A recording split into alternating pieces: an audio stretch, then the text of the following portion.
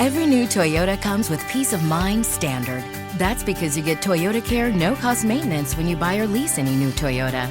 Toyota Care covers normal factory scheduled service for 2 years or 25,000 miles, whichever comes first, as well as 24-hour roadside assistance and lockout protection. See your Toyota dealer for details and exclusions. Valid only in the continental U.S. and Alaska. We make it easy on you. Toyota, let's go places. Well, every few weeks we speak with Senior Labor MP and the member for Sydney, Tanya Plibersek. She's a good friend of this program. Now, Tanya has just celebrated an incredible milestone in her political career. She's officially become the longest-serving female member of the House of Representatives in our nation's history. I mean, it's remarkable and deserves recognition. And Tanya Plibersek, a good friend of the Drive program, joins me live on the line. Tanya, welcome back to Drive and congratulations on the milestone. Oh, thanks, Jim. It's always a pleasure to be with you, and thanks. 23 years in the House of Reps. Do you need reminding? It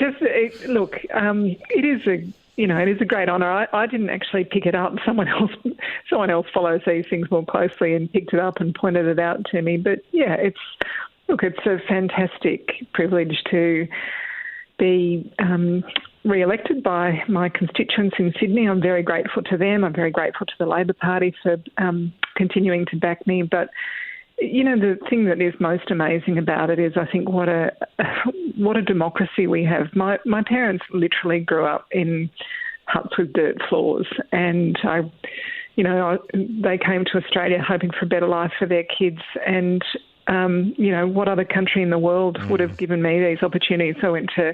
We didn't have much money. I went to a pretty, our local public schools, and I just think it's an amazing country that allows something like that to happen. Yeah, it's the best country in the world. We are very, very fortunate.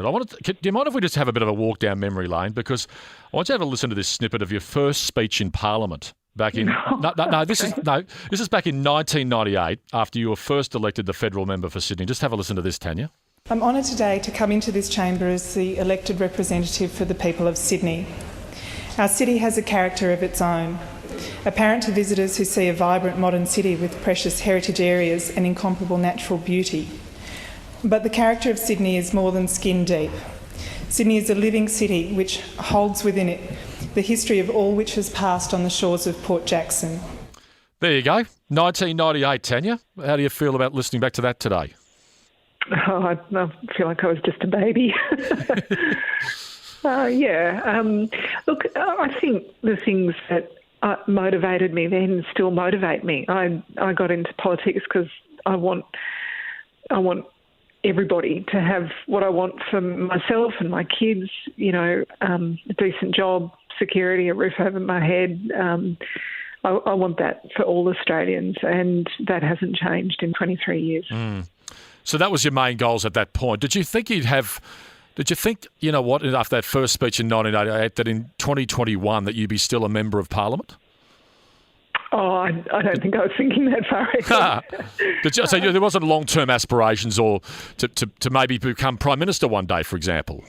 Look, I genuinely was and still am so grateful just to be there. Even in opposition, every single day you get to help someone with, a problem with Centrelink or the tax office, or, connect them with there's so many different grants and programs at the moment that have happened because of COVID. It's hard to navigate your way through, helping people navigate their way through that, or putting them in contact if they're trapped at home and can't get out to do the shopping with a service that can help them, do the shopping. Those satisfactions never have left me. I still feel every single day how great it is to be able to do that. One of my listeners, Dave the bus driver, just texted in saying, "Jim, Tanya for PM."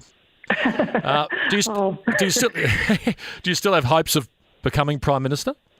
Oh, I really hope that we win the next election and that Anthony Albanese becomes the Prime Minister. I really want to see a Labor government. I'm desperate to be part of a Labor government, because I think Australians deserve better than they've been getting in recent years. Do you still have aspirations of being the Prime Minister one day? I have aspirations of being a member of a Labor government, and I hope it's in the next few months and that Anthony Albanese leads us there. You're a role model in so many respects, in particular young women who are coming through who might aspire to have a career in politics. What's your message to them this afternoon? Oh, give it a go. Roll the dice. Jump in. I think, every big step in life has its difficulties. It's often scary or intimidating, but truly, the way I have always thought about it is, what have you got to lose? Give it a go. If it doesn't work out, you've learned some lessons along the way. I think it's really important for us to say that to young people, that it's okay to take risks, and in fact it's okay to fail. That, the people who are most successful in life are often the ones who've had hurdles that they've had to overcome along the way. And I think if you nothing risked, nothing gained, right? Yeah. Well, congratulations on the remarkable achievement on the 23 years in the House of Representatives, our longest-serving female member. Let's talk about the issues of the day. I'll have to ask you about the election campaign. Would you say that it's officially kicked off?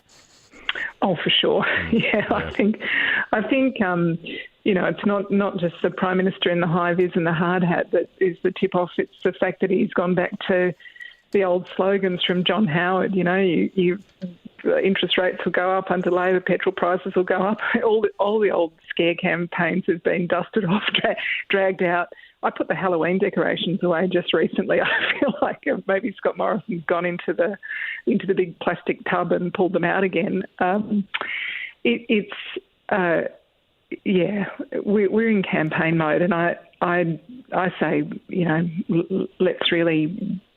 Let's do it. Let's bring it on, because Labor's got such a strong story to tell about making sure that people have got secure work and decent wages, and that if you work hard, your wages are going to go up, and good schools and TAFE and universities, good health system, aged care, all the things that Scott Morrison's been letting Australians down on. Are you confident of winning the election early next year?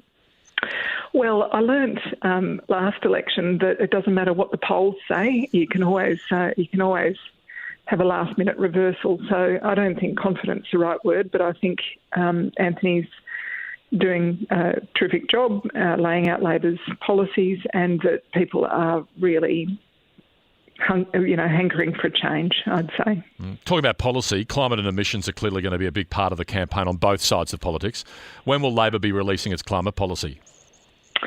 Well, we've only just got the government modelling recently, so we've got to take a good hard look at that. But there's not going to be any election this side of Christmas, looks like we're looking more like May, if you believe the Prime Minister, than March. So well before then, people will be able to look at the details of Labor's renewable energy and climate policies and make their own decisions about whether they want cheaper, cleaner energy and the jobs that come with it. I mean, we have already obviously put out quite a few of our policies, like the Rewiring the Nation, which is upgrading the transmission lines so that they're ready to receive that renewable energy and move it around the country as it needs to be moved around the country, and renewable energy apprenticeships and cheaper electric cars, obviously, taking thousands of dollars off the price of an electric car. Those policies are already out there, but there'll be more to come. Does Labor have plans to be even more aggressive with their 2030 targets? Well,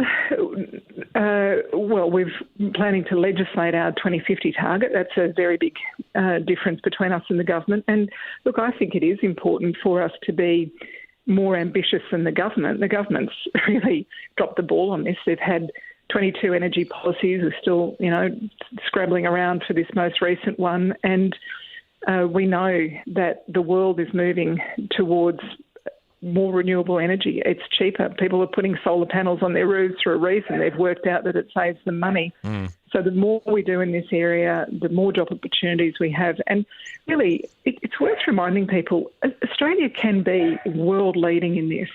We have discovered so much of the technology right here in Australia. The fact that other countries are overtaking us and that we're losing the jobs and the export dollars that come with that is a real, it's just such a disappointment. We could be a world leader and instead we're following the pack.